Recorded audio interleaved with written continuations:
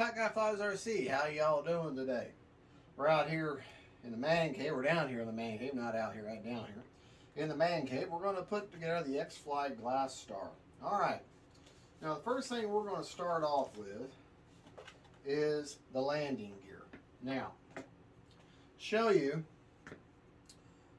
the landing gear has a little key, a little protrusion right there. And then when you look at the bottom, you see there's a little protrusion right there. So that's going to key in just like that. So we're going to key that. That's going to fall right in there. Okay. Oh, and then you're going to drop it off like that, and then that's going to hit the ground. And anyway, so that's going to fall in there. Should fit right. Oh yeah, it does. It fits just like a puzzle. It fits right in there.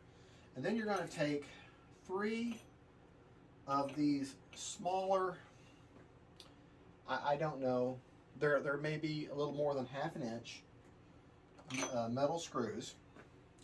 Takes a 2mm hex drive. Okay. You're going to have a hard plastic doubler, and that fits right on top of there. Only goes one way. It lines up with the holes. Okay. And you're going to drop a screw because that's necessary.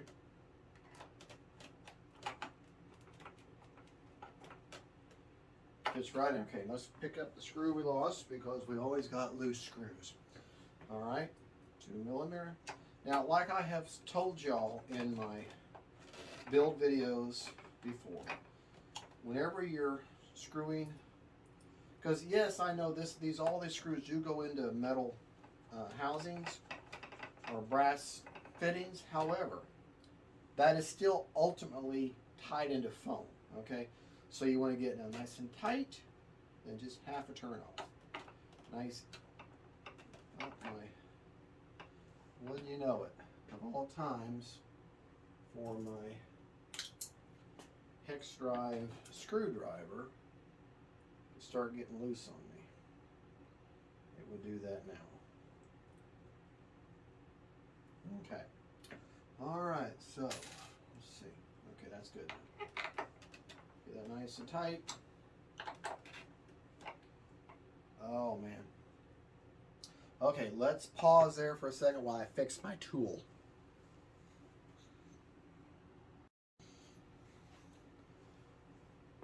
Okay, continuing on. Tighten this down. Which is kind of nice because that way if it breaks you can get a new end and put it in there. Alright, just make sure all your screws are nice and tight and then off half a turn. Tight, off half a turn, tight, off half a turn. So that's all there is to that. Putting your landing gear on. You already have, see how that fits in there?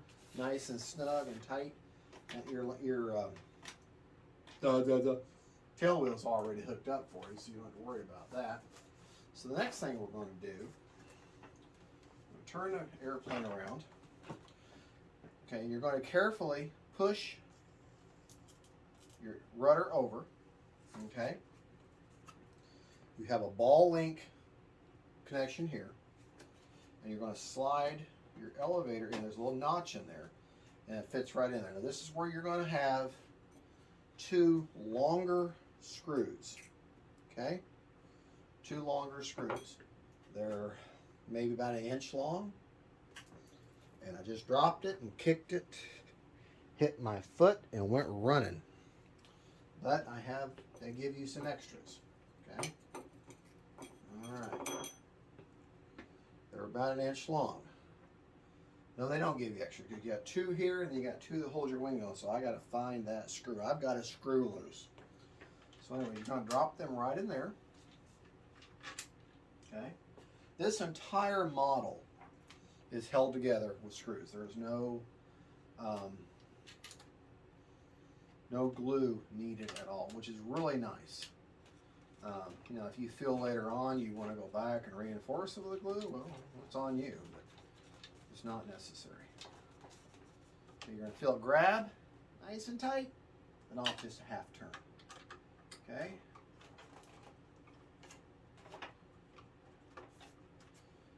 All right, just going to screw that one down there. nice and tight, and then have to turn off. All right. Now look how I'm turning that. You see that tail wheel turning? Okay. So that's already taken care of for you. So let's turn this over. And what we're going to do, I'm going to go in here to my wonderful, wonderful cavity here, and I'm going to identify my elevator servo lead, which they've already labeled for you. And you'll say, well, why are you going to do that? Well, because we're about to hook up the elevator, and I'm going to take a servo tester, which is an old-fashioned servo tester. Yes, I do have one of them nice new ones. I'm going to hook it up to my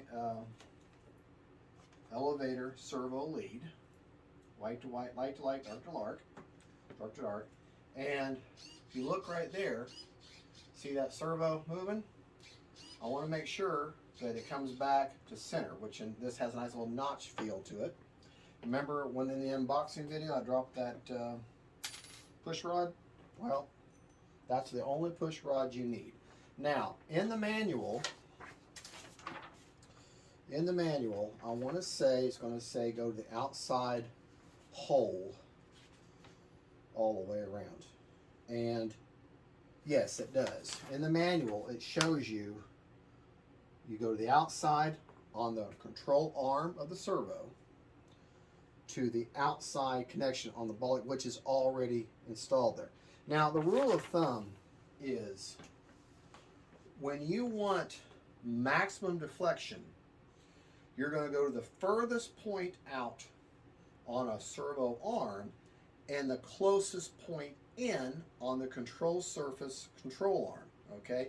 That gives you the maximum amount of throws. However, that doesn't always mean you're going to get the maximum amount of control. The reason I say that is if it's a really long control arm and you've got slop in it whenever it's in the furthest, most of the deflection setting, then you're going to lose a little bit of a positive connection because it's got slop. So sometimes, you know, going to the little less control will give you a tighter connection and won't give you so much slop in your control surface. So in essence, you know, you have to do it by ear. You literally have to do it by ear. I mean, by feel. If it feels right and it flies right and you're liking the way that it feels at that setting, leave it alone. All right, now, kind of hold one end of my control surface so that it doesn't move. I'm going to hook the Z-bend so it goes in just one way. You know, just kind of fish that puppy in there. That way it's nice and, you see, look, see that's moving? All right, now, what I'm looking for is when I hold that control surface level, I want this hole, the connection, to line up with the ball link. Let me show you what I'm talking about here. Unhook this. If you look right there, see how there's still distance between the ball link connection and right here? There's still some distance there. So what I got to do is I got to turn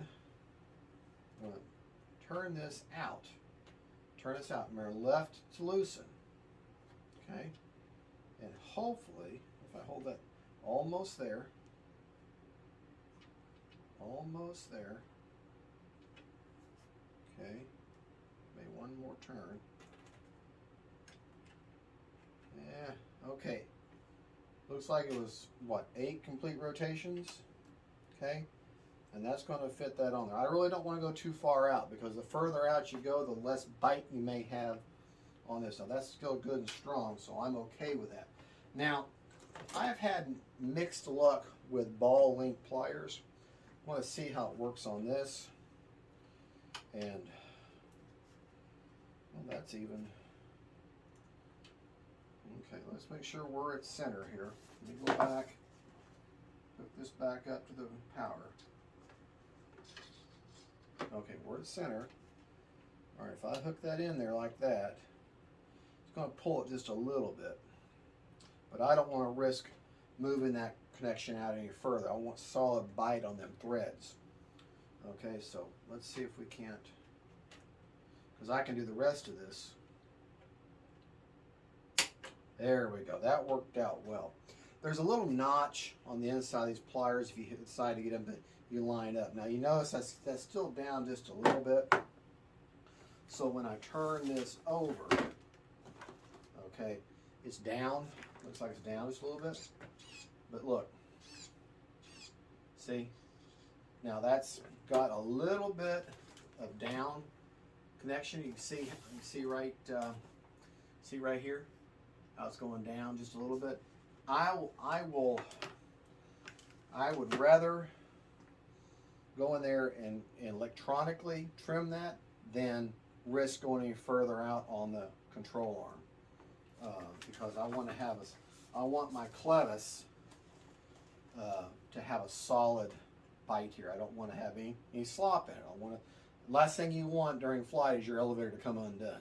So I want to have some good positive control there. I mean, I might be able to extend that, but I just don't want to run the risk. I'd rather electronically trim that. So, X-Fly, if you're listening, these need to be slightly longer, just slightly longer. This control rod needs to be a little slightly longer to give you more threads, or however way you want to do it. That's just how I'm going to do it. Okay, so we got our elevator is hooked up, our rudder's already done.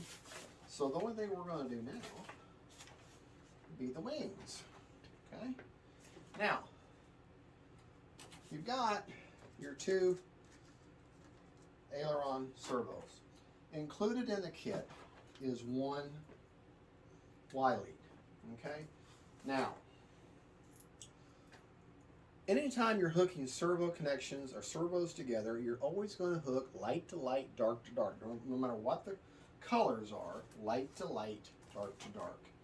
Okay, so in this case, let's see if I can get closer here. If you see, I've got if you look right there on the top of this, you see that yellow there? And then there's a yellow here. That's what I'm going to do. That's the side I'm hooking together. So each of these, and the nice thing about these grab the servo. You extend it in, you kind of feel it click, and then these will hold it in place. So you don't have to worry about your servos coming undone. Great little feature that I found was also included on the Twin Nova. Now I've found several models. A lot of the E-Flight models are now starting to have those little connection savers. Just a handy little thing. You'll feel the servo, you'll feel the kind of servo kind of click in, or the lead kind of click in there, and then make sure your little connections are smashed down. The little arms are grabbing it, and that's nice and hooked. That's nice and solid. Now, I'm going to fish this through here. Your struts are going to swing out of the way. Okay, you're going to fish this down through there. Pull it forward, and then you're going to tongue and groove. See how that, let me show you how that fits. See how the wing is? See that right there? Just kind of tongues and grooves in, nice and solid. Easy peasy, lemon squeezy. Give me just a moment. I remember that screw I dropped? I gotta get down here and find it, man. Where did it go? Oh, I hope I can find it quickly and we don't have to stop. Okay, folks, let's just go to a little pause right now. I've got a screw loose.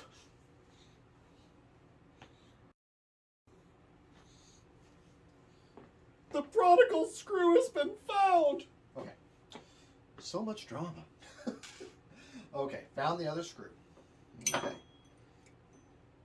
these two long screws, they're about maybe 1.5 inches in length. You're going to drop them right in the top up here, just like that. See? They just drop right in there. Then, 2mm drive. I'm going to screw them bad boys in.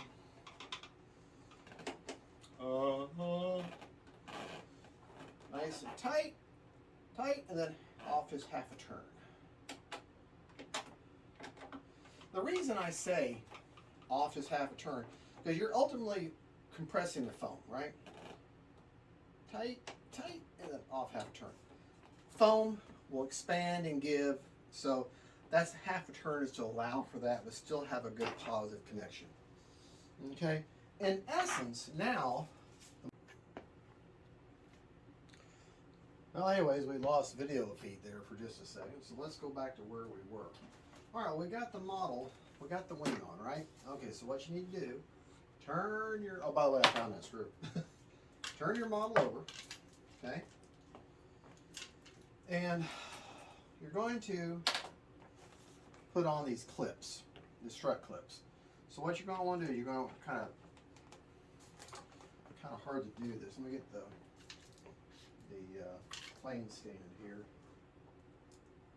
Okay. And well, that's not going to show you. Hold on. Hold the phone. Best thing to do is just hold it. All right. You're going to kind of push out on the strut, and that's going to key in just like pieces of the puzzle right there. Push out on the strut a little bit. Others you're kind of pushing out on the wing, and that's going to fit in there just like that. Then you got these little cotter pins. Okay, so let's take our model, put my model in here like this. Okay, now these, you're going to see there's a hole there, and the cotter pin is going to fit straight in like so. You might want to have to pull your wing in just a little bit using your strut. Find that hole, and then you're going to want to push in. This is not easy. If you watch Brian Phillips' video on this, he had the same problem. It's a nice idea, but I would have rather just had a screw. Okay, so I'm going to grab a hold of the cotter pin. With this, I'm going to brace here, line up these two holes, and drop my cotter pin. Okay. Well, you get the idea. Okay. You've got this little cotter pin. You got that little hole there. You got to line this up where the hole, and then you're going to shove this cotter pin through that hole. It's a little tight, and what you may have to do is you might have to bend your cotter pin out some, which I know that kind of defeats the purpose. But I'll tell you, there's the Glastar or X-Fly puts a little tutorial video on how to show you first, and they just slide it right in, no problem at all. So, yeah. Okay, bend it out just a touch, and it'll go right in. As you can see, it just popped right in it, and it's not coming out. It's not coming out. Take your other cotter pin, take it, grab it, you know, and just bend it out just a touch, just a touch. Okay. Line the strut up, line that hole up.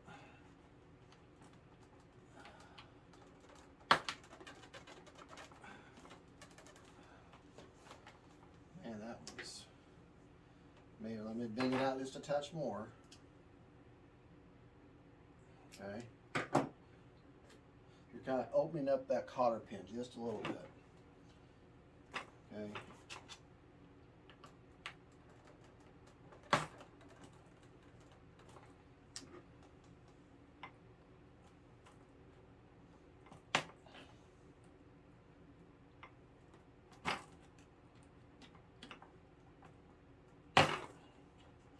Don't go that far. Went too far.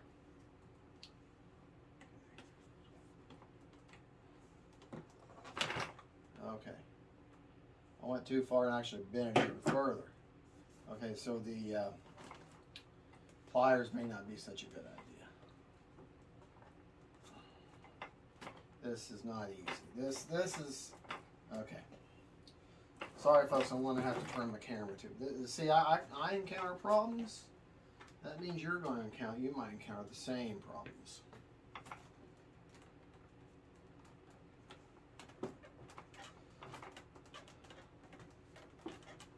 Yeah, this. Went through just fine. Okay. You may even want to take a little Dremel, but You know, but I got them going the opposite direction. They're in there. They're not coming out. Okay, just to make sure, you might want to crimp the ends down. Okay, just kind of crimp the ends back down since I kind of had to bend them. All right, but they should slide right out, slide them in. That's what they're designed to do. It may take a couple of times to get kind of, you know, broke in, so to speak. Well, anyways, so all we got left now is a prop. Okay, again, 2mm or hex drive. You got your one screw. Okay, got one screw left. After all is said and done, oh, it's down. That sucker's down, tightened down. Okay. All right.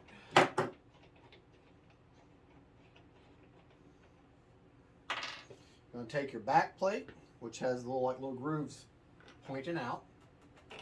Run that all the way on there. Prop. See how this is curved? Curve goes towards you. On there. Okay. Take your prop nut. Take that handy dandy tool you got there.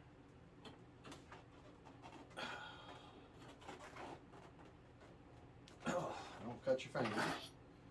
That's in there nice and tight. Prop goes on that very last nut. Okay.